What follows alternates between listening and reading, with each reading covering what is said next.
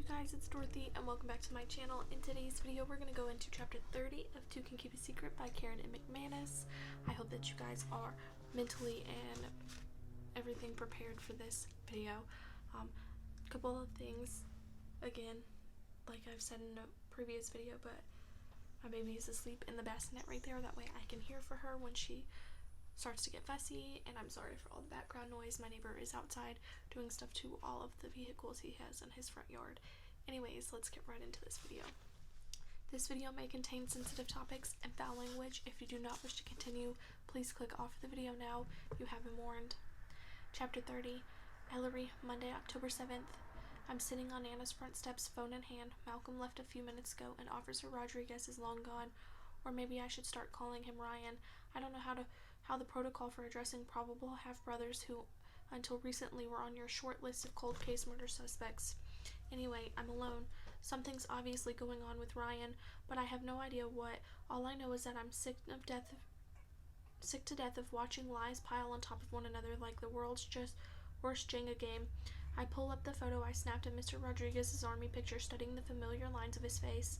When Ezra noticed the August 2001 date on my timeline, I was afraid that maybe we were dealing with a potential Vance Puckett fraternity situation. I never imagined this. I can't call Sadie. I don't know whose phone she's been using, and anyway, it's the middle of the night in California. Instead, I send the photo to her Gmail with the subject line, "We need to talk." Maybe she'll read her email when she borrows the aide's phone again. I check the time, it's barely 6:30. Nana won't be up for another half hour. I'm antsy and don't feel like going back inside, so I head for the woods behind the house instead. Now that pieces are falling into place about Katrin's involvement in Brooke's disappearance, I'm not scared about walking through the woods on my own. I follow the familiar path to Fright Farm, trying to empty my brain of thought and just enjoy the crisp fall air. I emerge from the woods across the street from Fright Farm and pause. I never noticed how different a gaping mouth of the entrance looks when the park is closed. Less kitschy and more forbidding. I suck in a breath and let it out, then cross the deserted street. My eyes are on the still silent Ferris wheel cutting into the pale blue sky. When I reach the entrance, I put my hand on the molted paint of the wooden mouth, trying to imagine what Lacey was feeling when she snuck into the park after hours 5 years ago. Was she excited, upset, scared? And who was she with? Or who was she meeting? Without Daisy or Ryan on my list of suspects, it's back to who it's always been, Declan Kelly, unless I'm missing someone. Do you have a reason for being here? The voice sends my heart into my throat. I whirl around and see an older man in a police uniform, one hand on the radio at his hip. It takes me a few seconds to recognize him. Officer McNulty, the one who's been interrogating Malcolm all week, Liz and Kyle's father. He and Kyle look alike, both tall and broad with light hair, square jaws, and eyes are just a little too close together. I was just taking a walk. An unexpected rush of nerves make my voice wobble. I don't know why I'm spooked suddenly by a middle-aged police officer. Maybe it's those flat blue-gray eyes that remind me too much of his asshole sons. There's something cold and almost methodical about how thoroughly Kyle hates Malcolm. It was a stroke of good luck that we didn't run into him at homecoming the other night. Officer McNulty eyes me carefully. We don't recommend kids walking alone in town just now. He rubs his chin and squints. Does your grandmother know you're here?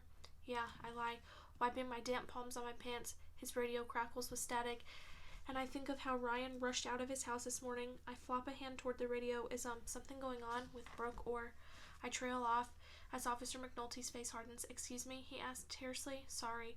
5 weeks of Ryan's superhuman patience made me forget that most cops don't like getting pestered with questions from teenagers. I'm just worried.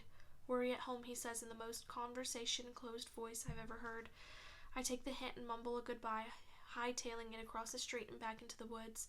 I've never appreciated Ryan more, or at all, I guess, if I'm being truthful, and I feel sorry for Malcolm having to answer Officer McNulty's questions day after day. The damp of the early morning dew is seeping through my sneakers as the leaves on the ground get thicker. The discomfort increases my annoyance with Officer McNulty. No wonder his kids are sour enough to hold a 5 years long grudge about a bad breakup. I realize I don't know the whole story, and maybe Declan was a jerk to Liz, but she should leave Malcolm out of it, and Kyle should just mind his own business entirely. He's obviously not the kind of guy who knows how to let things go. He'd probably even hate Lacey if she were still around for being the girl Declan chose over his sister, and Brooke for breaking up with him. And I slow down as it hits me. and blood rushes to my head so quickly that I grab a nearby branch for support. It never occurred to me until right now that the only person in Echo Ridge with a grudge against every single person involved in Lacey's death and Brooke's disappearance is Kyle McNulty. But that doesn't make sense. Kyle was only 12 when Lacey died, and he has an alibi for the night Brooke disappeared. He was out of town with Liz, the sister Declan had dumped for Lacey. My heart squeezes in my chest as I start connecting dots. I've always thought that Lacey died because of someone's jealous passion. I just never considered that person might be Liz McNulty. Declan broke up with Liz, and Lacey died. 5 years later, Brooke breaks up with Kyle, who's friends with Katrin, and God, what if they teamed up to take care of a mutual problem? I barely register that I'm in Nana's backyard as I yank my phone out of my pocket with shaking hands. Ryan gave me his phone number yesterday after the photo fiasco in his house. I need to call him right now. Then movement catches my eye, and I can see Nana racing toward me in her plaid bathrobe and slippers, her gray hair wild. "Hi, Nana." I start, but she doesn't let me finish. "What in God's name are you doing out here?" she shouts, her face stricken. "Your bed wasn't slept in last night. Your brother had no idea where you were. I thought you had disappeared." Her voice cracks on the last word, sending a stab of guilt through me. I hadn't even considered that she might wake up and find me gone, and what that would be like for her. She's still barreling my way, then suddenly she's hugging me for the first time ever, very tightly and somewhat painfully. "I'm sorry," I manage. "It's a little hard to breathe." "What were you thinking? How could you? I was about to call the police." "Nana, I can't. You're kind of crushing me."